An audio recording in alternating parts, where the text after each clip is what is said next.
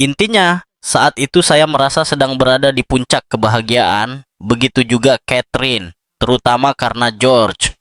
Kami benar-benar bahagia memperkenalkannya kepada siapapun yang ingin melihatnya. Seperti yang dipahami oleh setiap orang tua baru, kami dengan senang hati memamerkan anak kami, menyebutnya sebagai yang paling tampan, paling luar biasa, dan terbaik dalam segala hal.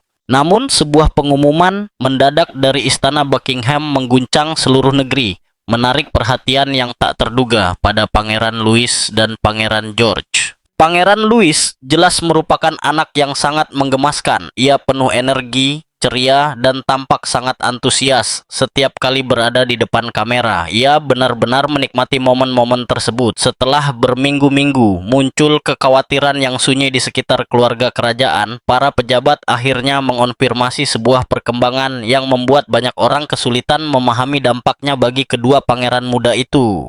Sebenarnya, solusi itu ada. Ada jalan keluar nyata untuk menghadapi masalah-masalah ini. Namun, pembaruan kali ini bukanlah sesuatu yang biasa atau sepele. Ini menandai sebuah titik balik penting dalam kehidupan mereka, maka pertanyaannya pun muncul.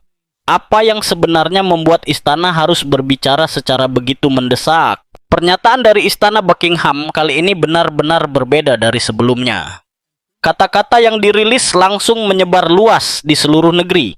Setiap kalimatnya membawa bobot emosional yang jarang terlihat dalam pernyataan kerajaan. Ini bukan soal protokol, agenda resmi, atau upacara kenegaraan. Ini menyangkut Pangeran George dan Pangeran Louis, dua pangeran kecil yang selama ini dikenal lewat tawa dan keceriaan yang menghangatkan hati banyak orang. Kini, istana secara terbuka mengakui adanya sesuatu yang sangat pribadi, serius, dan menyentuh. Bahkan para staf senior pun terkejut. Tidak ada desas-desus sebelumnya, tidak ada peringatan awal. Pernyataan resmi itu muncul secara tiba-tiba. Keluarga kerajaan menyampaikan rasa terima kasih atas perhatian dan kebaikan publik saat mereka menghadapi persoalan pribadi yang berkaitan dengan Pangeran George dan Pangeran Louis. Bagi para koresponden kerajaan yang berpengalaman, nada pernyataan tersebut sangat mengejutkan. Ada emosi, kesungguhan, dan kepedulian yang jarang diizinkan muncul dari Istana Buckingham. Pilihan kata-katanya mengisyaratkan tantangan yang jauh melampaui persoalan masa kecil biasa, membuat publik bertanya-tanya apa yang mendorong kejujuran yang tidak biasa ini. Spekulasi pun segera menyebar. Beberapa sumber internal menduga bahwa gejolak selama setahun terakhir, kondisi kesehatan sang raja, pemulihan panjang Putri Catherine, serta sorotan media yang tak henti-hentinya, telah menciptakan tekanan yang diam-diam dirasakan bahkan oleh anggota termuda keluarga kerajaan. Para guru di Lambruk menerima panggilan secara tertutup. Penampilan keluarga ditunda, dan staf bergerak dengan kehati-hatian baru, menyadari bahwa kesalahan sekecil apapun bisa memicu perhatian yang tidak diinginkan. Pengumuman ini menunjukkan kesediaan langkah monarki untuk mengakui sisi rapuh mereka, menampilkan keluarga kerajaan sebagai manusia biasa, bukan sekadar simbol kemegahan dan tradisi. Namun, hal ini juga menegaskan betapa hati-hatinya setiap keputusan kerajaan dibuat di balik layar.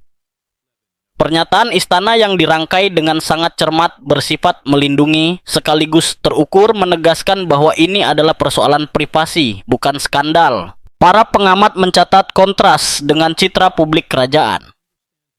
Pangeran William, yang semakin mantap dan berwibawa dalam perannya sebagai pewaris takhta, tampak tetap tenang, memperkuat pesan stabilitas dan kesinambungan monarki.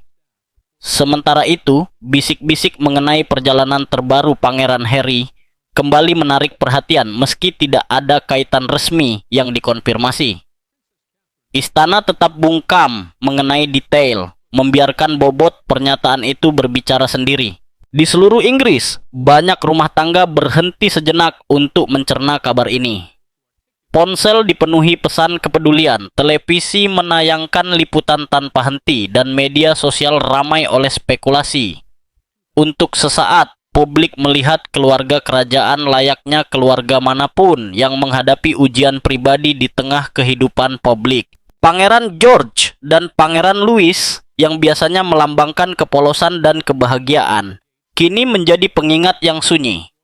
Bahkan di balik dinding megah Istana Buckingham, kehidupan tetap rapuh dan setiap detak jantung memiliki arti. Dengan mengakui hal ini, monarki berhasil menyeimbangkan kewajiban dengan sisi kemanusiaan, menyampaikan pesan yang halus namun mendalam. Istana mengingatkan dunia bahwa di balik gelar, mahkota, dan upacara, mereka tetaplah sebuah keluarga, dan bahkan para pangeran pun tidak kebal terhadap kerentanan. Namun, meskipun keluarga ditekankan di atas gelar, satu pertanyaan masih menggantung.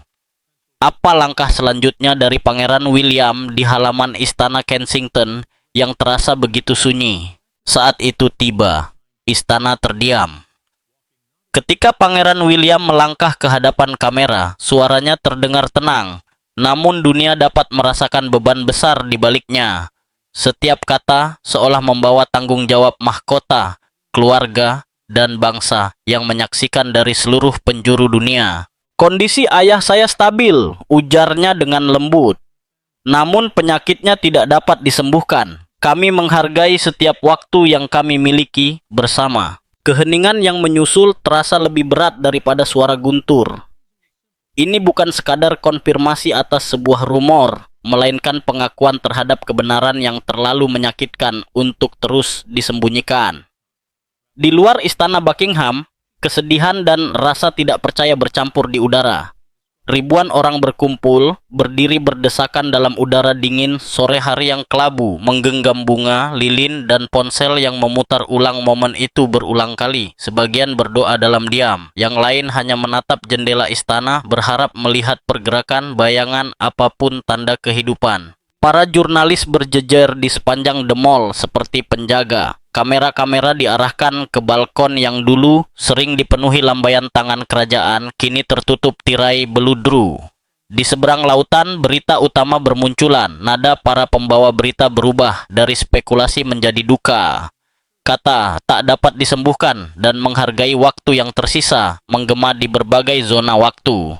Dua frasa yang mengubah cara dunia memandang rajanya. Selama berbulan-bulan, bisikan itu sudah terdengar.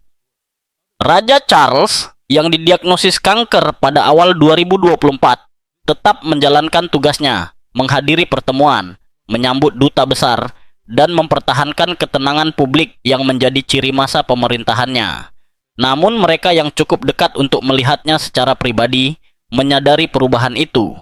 Gerakan yang melambat, jeda yang lebih panjang, kelelahan yang tak bisa sepenuhnya ditutupi oleh senyum di depan umum. Ini bukan pertama kalinya sang raja menghadapi rasa sakit dengan martabat yang tenang.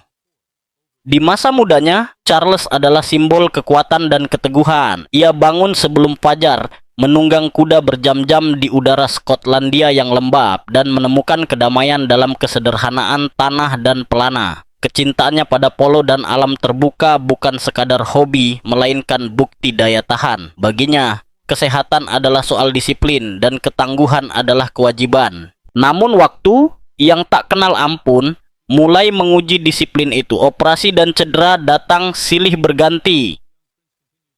Operasi lutut pada 1999, perbaikan hernia pada 2003, serta prosedur-prosedur kecil di tahun-tahun berikutnya.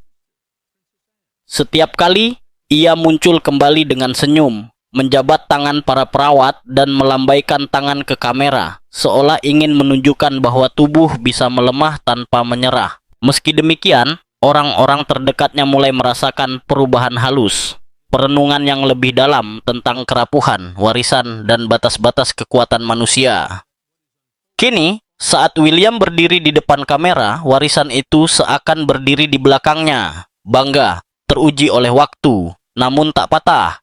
Raja yang dulu bermain polo sambil menahan rasa sakit kini menginspirasi seorang putra yang berbicara di tengah patah hati. Monarki selalu identik dengan ketahanan, dengan kemampuan untuk tetap tegak di tengah badai. Namun kali ini, bahkan ketahanan pun memiliki harga. Dan ketika istana tetap sunyi di bawah langit November, Inggris menunggu, terombang-ambing antara rasa syukur dan duka.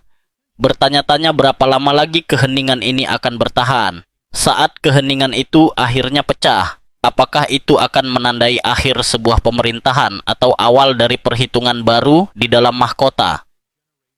Nantikan kelanjutannya. Gadis yang akan berbeda. Putri Charlotte selalu menempati posisi unik dalam hierarki kerajaan. Lahir pada 2 Mei 2015, ia berada di urutan keempat dalam garis suksesi takhta, di antara kakaknya, Pangeran George, dan adik laki-lakinya, Pangeran Louis. Namun tidak seperti George yang memikul beban calon raja, atau Louis yang menikmati kebebasan relatif sebagai cadangan dari cadangan. Charlotte hidup di wilayah tengah yang ganjil, sebuah posisi yang membentuknya dengan cara tak terduga. Biografer kerajaan Angela Levin mengungkapkan dalam wawancara terbaru bahwa Charlotte menunjukkan sifat mandiri sejak usia dini. Ia tidak seperti anak-anak kerajaan lain yang pernah kita lihat dalam generasi sebelumnya. Ada keteguhan dalam dirinya, sebuah tekad yang mengingatkan banyak pengamat istana pada Putri Anne saat muda, ujar Levin. Staf yang bekerja dekat dengan anak-anak Wales menggambarkan Charlotte sebagai seorang gadis kecil yang hidup di antara dua dunia. Seorang pengasuh lama yang berbicara dengan syarat anonim menyebut bahwa Charlotte sangat menyadari kamera, protokol, dan ekspektasi, kesadaran yang terasa terlalu berat bagi anak seusianya. Ia kerap mengajukan pertanyaan yang menyayat hati, kata sumber tersebut. Pertanyaan seperti, "Mengapa aku tidak bisa menjadi Charlotte saja?" Atau, "Apakah aku harus melambaikan tangan pada orang yang tidak kukenal selamanya?" Ini bukanlah rengekan atau keluhan, itu adalah pertanyaan tulus dari seorang anak yang berusaha memahami tempatnya di dunia yang sangat rumit. Titik baliknya, pemicu dari apa yang oleh orang dalam disebut sebagai perpisahan Charlotte tampaknya telah terbentuk selama berbulan-bulan, bahkan mungkin bertahun-tahun. Menurut sumber istana, sang putri semakin menolak tugas-tugas kerajaan dan sorotan publik yang tak pernah berhenti. Situasi ini disebut memuncak dalam sebuah pertemuan keluarga tertutup di Adelaide Cottage, Windsor, bulan lalu. Staf istana melaporkan aktivitas yang tidak biasa, waktu pribadi yang panjang tanpa agenda resmi, kunjungan psikolog anak dan konselor keluarga, serta diskusi keluarga paling serius yang pernah terjadi di rumah tangga Wales sejak wafatnya mendiang ratu. Putri Catherine dikabarkan menangis selama berhari-hari. Pangeran William terlihat mondar-mandir di taman pada jam-jam yang tidak biasa. Jelas ada sesuatu yang sangat salah dan anak-anak berada di pusatnya. Dari pertemuan tertutup itulah muncul permintaan mengejutkan, langsung dari Putri Charlotte sendiri. Ia ingin keluar dari kehidupan kerajaan atau setidaknya mengurangi peran publiknya secara drastis. Bahwa seorang anak berusia 10 tahun mampu mengungkapkan keinginan seperti itu dan bahwa orang tuanya mempertimbangkannya dengan serius, menunjukkan betapa seriusnya situasi ini. Bagaimana akhir pekan seorang anak sekolah mengubah wajah monarki? Saat dunia menahan napas menantikan penobatan megah Raja Charles III pada 6 Mei 2023, di balik gemerlap kerajaan itu, berlangsung ritme yang lebih tenang dan intim dari kehidupan seorang bocah berusia 9 tahun. Bagi Pangeran George, apa yang terjadi pada akhir pekan itu sungguh luar biasa. Ia melangkah ke dalam sebuah peran yang menempatkannya tepat di pusat momen yang seolah membeku dalam sejarah. Namun, betapapun surrealnya peristiwa itu terasa, kedua orang tuanya tahu bahwa kenyataan akan segera kembali, bahkan sebelum gema tepuk tangan benar-benar menghilang. Karena pada Senin pagi, George akan kembali mengenakan seragam sekolahnya, melangkah melewati gerbang sekolah seperti anak-anak lainnya. Obrolan di halaman sekolah akan berubah dari skor sepak bola menjadi jubah kerajaan, dan hampir pasti semua mata tertuju pada bocah yang baru saja berjalan di lorong suci Westminster Abbey di belakang kakeknya, Raja Inggris. Teman-teman sekelasnya mungkin masih ramai membicarakan kereta emas dan kemegahan upacara yang disiarkan televisi. Namun bagi George, pelajarannya sederhana dan jelas. Hidup terus berjalan, dan gelar kebangsawanan tidak membebaskan siapapun dari pelajaran matematika. Orang-orang terdekat Pangeran dan Putri Wales memahami betul arti keseimbangan ini bagi mereka. Tentu saja, Mereka merasa bangga dan bahagia. Seorang juru bicara mengonfirmasi betapa terhormatnya mereka atas keterlibatan putra mereka dalam upacara tersebut. Namun ini bukan sekadar soal kemewahan atau prestis. Ini tentang memastikan George memahami beban masa depannya tanpa harus hancur karenanya. Hal ini telah lama mereka pikirkan dengan sangat matang, ungkap sang juru bicara, dan sesuatu yang benar-benar mereka nantikan, bukan hanya karena maknanya secara simbolis, tetapi karena dampaknya bagi George sebagai pribadi. Meski begitu, mereka tetap berhati-hati. Di balik sejarah besar yang terukir di bawah lengkungan gotik Westminster Abbey, keluarga Wales selalu berusaha melindungi anak-anak mereka dari sorotan publik yang tak pernah berhenti. Akhir pekan itu mungkin milik mahkota, tetapi hari-hari setelahnya adalah waktu yang harus mereka jaga. Karena itu, meskipun kamera mengabadikan George mengenakan jubah kerajaan di samping sang raja, gambaran yang lebih sunyi, George duduk kembali di bangku sekolahnya. Pensil telah diraut, ransel tersampir di bahu, sama berharganya di mata orang tuanya. Namun kehadirannya dalam upacara itu bukanlah kebetulan. Raja Charles, dalam visinya tentang monarki yang lebih ramping dan terfokus, secara sengaja menempatkan para pewaris langsungnya di jantung momen-momen awal pemerintahannya.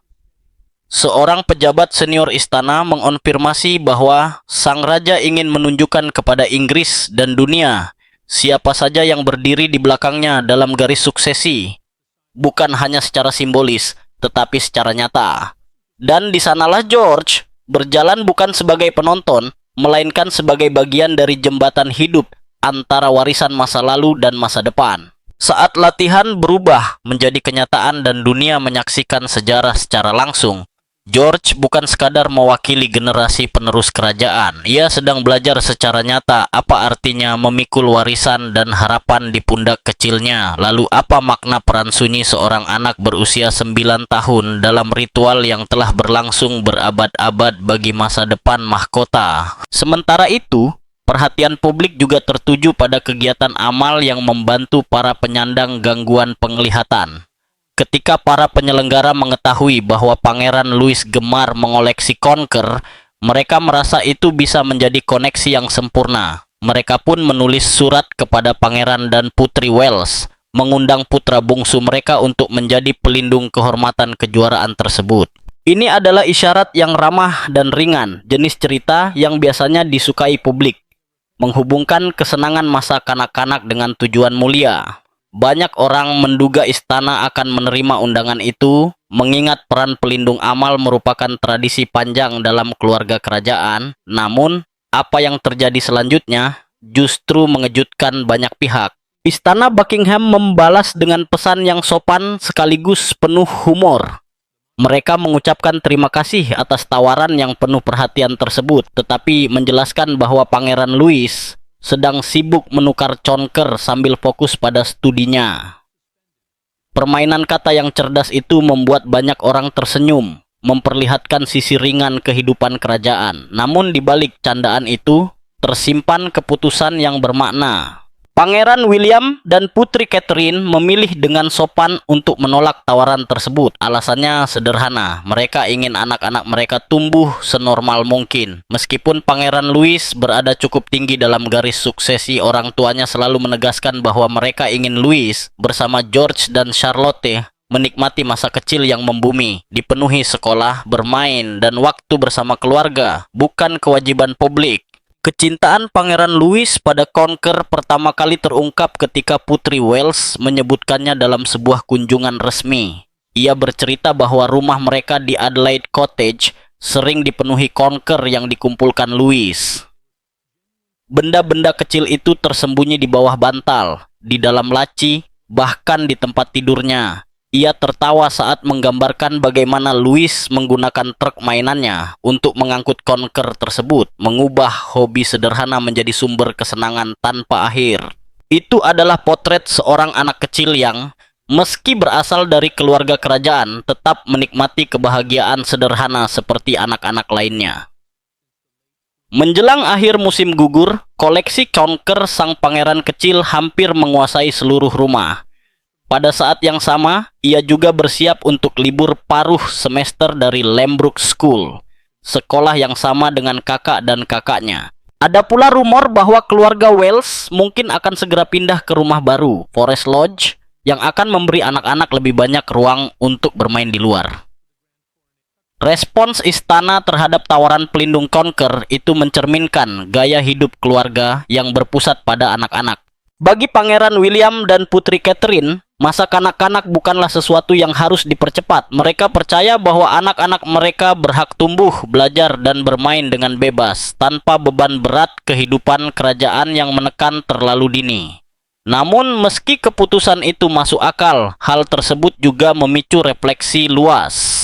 Banyak orang mengingatkan bahwa Louis tidak akan menjadi bangsawan muda pertama yang dikaitkan dengan peran amal. Sejarah menunjukkan bahwa anggota keluarga kerajaan sering diperkenalkan pada pelayanan publik sejak usia dini. Pangeran William dan Pangeran Harry, misalnya, belajar tentang tanggung jawab publik dari orang tua mereka. Putri Diana memastikan kedua putranya melihat kehidupan nyata di luar dinding istana. Ia membawa mereka ke rumah sakit, tempat penampungan, dan pusat komunitas, mengajarkan empati dan kepedulian melalui pengalaman langsung, bukan sekadar nasihat. William kemudian sering mengenang bagaimana kunjungan-kunjungan itu membentuk dirinya, bagaimana melihat ibunya berbicara dengan lembut dan penuh kasih kepada orang lain menunjukkan makna sejati dari pelayanan.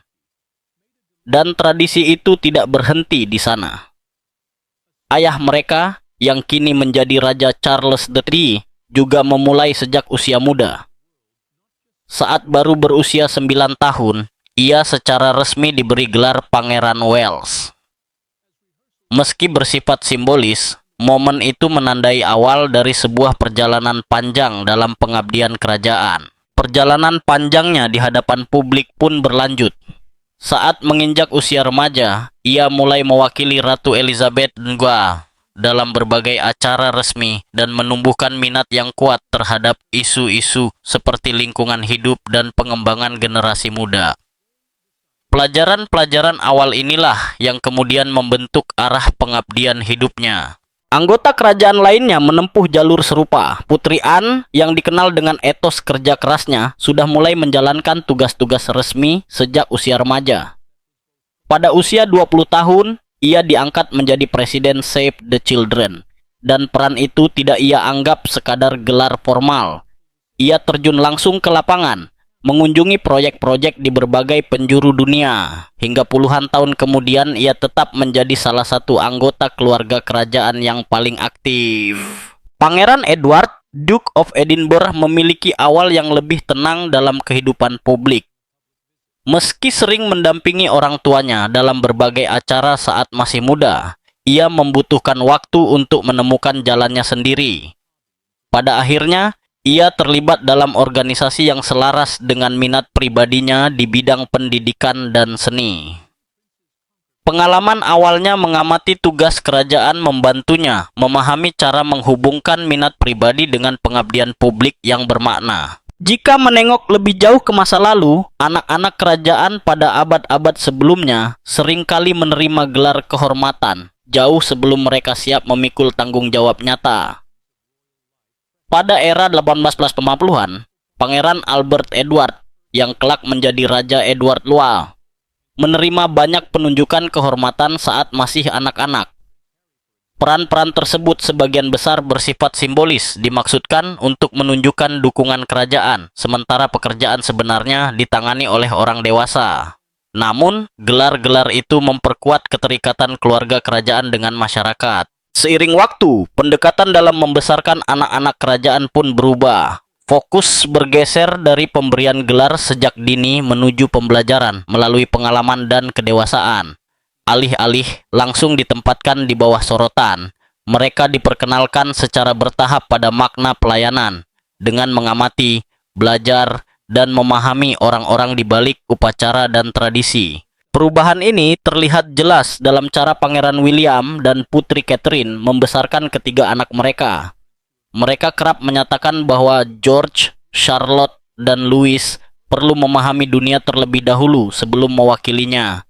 penampilan publik mereka dipilih dengan sangat hati-hati, dan setiap anak diperkenalkan pada tugas kerajaan sesuai dengan usia dan kesiapan mereka. Penolakan terhadap tawaran Patronas Konker mungkin tampak sepele, tetapi keputusan itu mencerminkan filosofi besar mereka.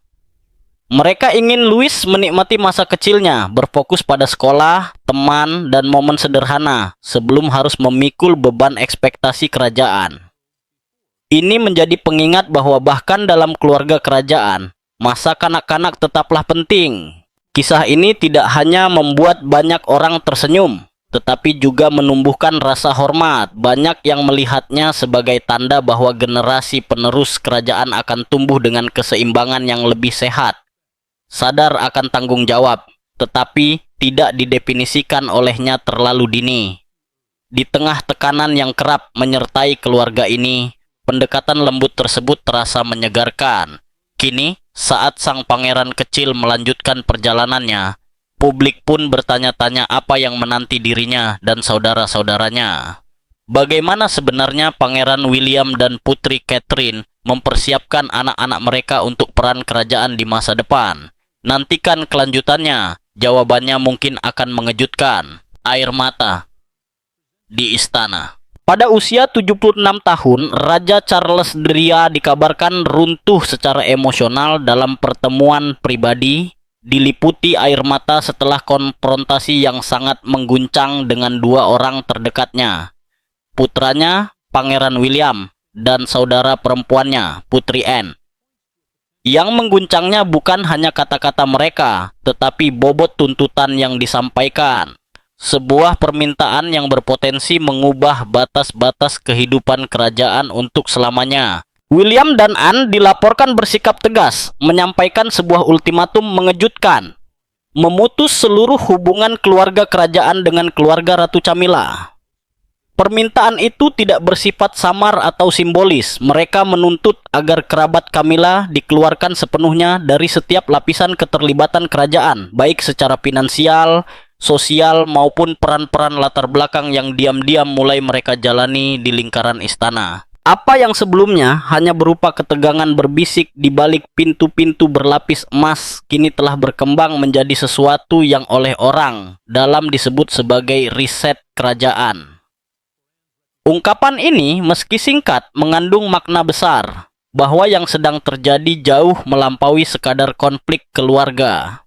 Ini mengisyaratkan kemungkinan pembentukan ulang monarki itu sendiri, tradisinya, struktur kekuasaannya, dan citra yang diproyeksikannya kepada bangsa dan dunia. Bagi Raja Charles, tuntutan ini terasa sangat menyayat hati.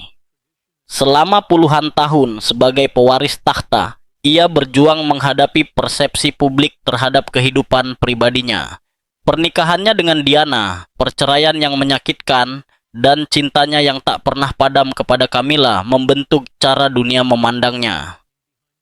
Setelah bertahun-tahun dihantam kritik dan skandal, melihat Camilla dimahkotai sebagai ratu pendamping di sisinya saat penobatan menjadi kemenangan pribadi sekaligus simbol penerimaan. Namun kini, keluarga yang ia andalkan untuk menjamin masa depan monarki justru menantang babak hidup itu dengan cara paling dramatis. Pangeran William, sebagai pewaris takhta, dikabarkan sangat teguh pada pendiriannya. Baginya, monarki harus lebih ramping, lebih modern, dan bebas dari apa yang ia anggap sebagai kerumitan yang tidak perlu. Kehadiran keluarga Camilla yang semakin menonjol dipandang sebagai risiko, sesuatu yang dapat mengaburkan batas antara tugas mahkota dan kepentingan pribadi. Putri Anne, yang dikenal dengan pendekatan lugas dan loyalitasnya yang tak tergoyahkan pada tugas, dilaporkan berdiri di pihak William. Dukungan Anne membuat tuntutan ini semakin sulit diabaikan, mengingat reputasinya sebagai anggota kerajaan paling pekerja keras memberi bobot besar pada pendapatnya. Ketegangan ini pun berubah menjadi pertarungan bukan hanya soal kesetiaan keluarga, tetapi juga soal kelangsungan monarki dalam jangka panjang. Jika Charles menolak, ia berisiko menjauhkan putra dan saudara perempuannya, menciptakan retakan yang dapat melemahkan institusi dari dalam. Jika ia menyetujui tuntutan itu, ia berisiko mengkhianati perempuan yang telah berdiri di sisinya selama puluhan tahun dan membentuk kembali warisannya dengan cara yang tak pernah ia bayangkan. Apapun keputusannya, dampaknya bisa mengubah monarki selama beberapa generasi. Apakah ini awal dari era baru yang berani, sebuah penataan ulang antara tradisi dan modernitas, atau justru percikan dari perpecahan keluarga yang mungkin tak pernah sepenuhnya sembuh? Dunia kini menyaksikan dengan penuh perhatian, menunggu jalan mana yang akan dipilih Raja Charles. Apa sebenarnya yang dikatakan William dan Anne? Mengapa kata-kata itu begitu mengguncang sang raja? Seberapa berat maknanya? Mari kita telusuri lebih dalam kata-kata yang membawa Raja Charles hingga menitikkan air mata. Sementara dunia luar dipenuhi rumor dan spekulasi, sesuatu yang jauh lebih intens sedang berlangsung di balik dinding istana. Sebuah konflik sunyi namun membara, tak terlihat oleh publik. Udara di lorong-lorong kerajaan terasa syarat ketegangan. Di pusat badai itu berdiri Putri Anne, saudari raja yang tegas dan berbicara apa adanya, berhadapan dengan Ratu Camilla, perempuan yang bertekad melindungi suaminya dan citra mahkota dengan segala cara. Selama berminggu-minggu, Anne menyaksikan dengan frustrasi bagaimana istana merilis pernyataan-pernyataan yang disusun dengan sangat hati-hati untuk media. Kata-kata seperti kelelahan dan penyesuaian rutin mendominasi pemberitaan, seolah semuanya terkendali. Namun Anne tidak tertipu. Baginya, ini bukan kehati-hatian atau diplomasi, melainkan upaya sengaja untuk menutupi kenyataan. Ia meyakini publik berhak mengetahui kebenaran. Akhirnya, Anne merasa cukup. Menurut orang dalam, konfrontasi antara Anne dan Camilla sama sekali jauh dari kesopanan kerajaan. Suasananya, seperti digambarkan seorang staf, terasa membekukan. Anne menatap Camilla dengan tegas dan berkata, "Kita berutang kejujuran kepada rakyat." Suaranya tenang, namun syarat keyakinan. Camilla segera membalas dengan tajam, "Dan aku berutang martabat kepada suamiku," katanya dengan nada keras. Ruangan pun terdiam. Garis pemisah telah ditarik. Sejak saat itu, bisik-bisik perpecahan menyebar di seluruh istana. Para staf mulai menyebut adanya tim Anne dan tim Camilla, seolah rumah tangga kerajaan terbelah menjadi dua kubu. Sebagian bangsawan istana berpihak pada Camilla, berpendapat bahwa kerahasiaan diperlukan demi menjaga stabilitas monarki dan melindungi raja dari sorotan publik. Yang lain diam-diam mendukung Anne, percaya bahwa keterbukaan justru akan melindungi mahkota dari skandal yang lebih besar. Di balik senyum yang dipoles dan pernyataan yang terukur, ketegangan itu hampir tak tertahankan. Lalu muncullah kebenaran yang lebih gelap. Kesehatan sang raja terus memburuk. Laporan-laporan samar tidak lagi mencerminkan kenyataan yang dilihat Anne. Ia menuntut untuk mengunjungi kakaknya setiap hari. Namun Camilla, yang sangat protektif dan mencurigai niat Anne, menolak tanpa izin dokter. Perbedaan pendapat berubah menjadi permusuhan terbuka. Pertemuan yang dulu formal dan sopan kini dipenuhi konflik. Suara meninggi, kata-kata tajam melayang. Pintu dibanting hingga gema memantul di aula marmer. Para staf yang biasanya bergerak dengan ketenangan kini berjalan di atas telur. Ini tidak lagi terasa seperti istana, bisik seorang ajudan kemudian. Rasanya seperti medan perang. Namun di tengah badai internal itu, takdir masih menyimpan kejutan lain. Sesuatu yang akan mengguncang monarki hingga ke akarnya. Tepat ketika konflik antara Anne dan Camilla tampak tak mungkin semakin dalam, sebuah pengungkapan baru muncul, tak terduga. Berpotensi mengubah bukan hanya keseimbangan kekuasaan di dalam istana, tetapi juga masa depan mahkota itu sendiri. Dari luar, dunia melihat fasad ketenangan. Istana yang tampak mengendalikan keadaan, namun di dalam, loyalitas diuji, aliansi runtuh, dan batas antara kebenaran dan kerahasiaan menjadi semakin kabur. Perang sunyi itu baru saja dimulai. Lalu, di manakah posisi Pangeran Harry dalam semua ini? Bagaimana reaksinya terhadap kondisi kesehatan ayahnya? Mari kita telusuri lebih dalam bagaimana Harry menunjukkan kepeduliannya terhadap kesehatan sang raja. Keberanian di balik mahkota. Dalam beberapa tahun terakhir, Raja Charles menghadapi salah satu periode tersulit dalam hidupnya, ketika kesehatannya mengalami kemunduran serius, terutama setelah diagnosis kanker. Apa yang seharusnya menjadi masa perayaan dan stabilitas pasca penobatan yang telah lama dinantikan justru berubah menjadi periode ketidakpastian, kekhawatiran, dan keteguhan, baik bagi raja maupun keluarga kerajaan. Kurang dari setahun setelah naik takhta, kabar mengejutkan muncul. Sang raja didiagnosis menderita jenis kanker yang tidak diungkapkan ke publik. Temuan ini terjadi secara tak terduga saat ia menjalani perawatan untuk pembesaran prostat, kondisi yang kerap dikaitkan dengan penuaan. Namun dokter menemukan indikasi yang jauh lebih serius. Pengungkapan tersebut mengejutkan bukan hanya sang raja, tetapi juga bangsa yang baru saja menyaksikannya memikul mahkota setelah wafatnya Ratu Elizabeth II. Gelombang kekhawatiran pun menyebar ke seluruh Inggris dan dunia. Publik yang sebelumnya merayakan penobatannya, kini berdoa dan berharap akan kesembuhannya.